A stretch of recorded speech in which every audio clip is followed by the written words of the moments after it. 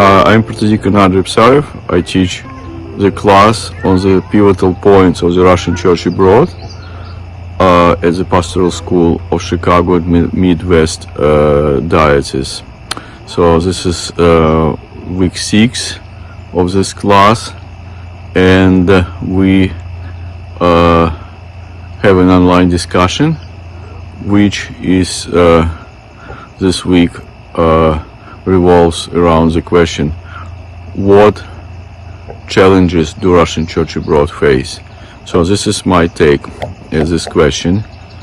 I would think, first of all, that we are known for liturgical zeal, for piety, for quality of our priests, but sometimes we just think the church means liturgy, and I believe there is liturgy after liturgy. There is the whole complexity of things. It's not just limited to worship.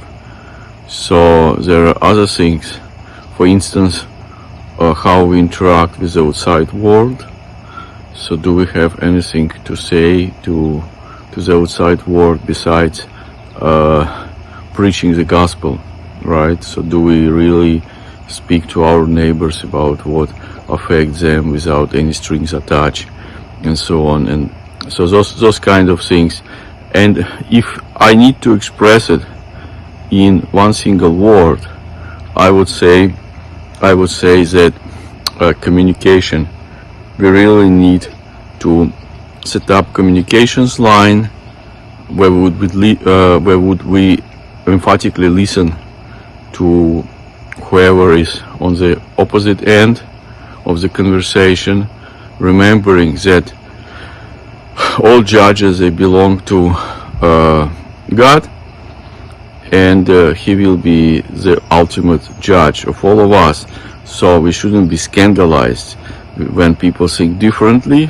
Doesn't mean that we have agree, but we always should respect people's dignity, even if we believe they are terribly mistaken. So this communication is a single word, what I think is needed, that we would go beyond our routine, not in a bad sense, I'm saying, our ordinary kind of reality. What I mean by this, if you look at our diocesan websites, you will find information about various liturgical events, but I think they should not constitute news, because it's what's expected from clergy to serve, to celebrate. If they don't serve major feasts, then this makes news. But what if they serve? It shouldn't be news. So it really shows there is not much happens in our church, and I don't think there are good explanations for this besides just basically inherited attitude, because initially first generation who came to America after World War II, that what they dealt with. They were at initial stage just providing for themselves and making sense about the life here, and somehow we are still at this point, so we don't really address all those issues like clergy remuneration and so on. And that again boils down to one single issue: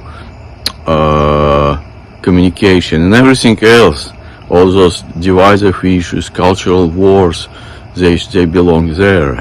So we need to learn how to listen, not just to respond, but to understand. So, and this is sort of, it's a free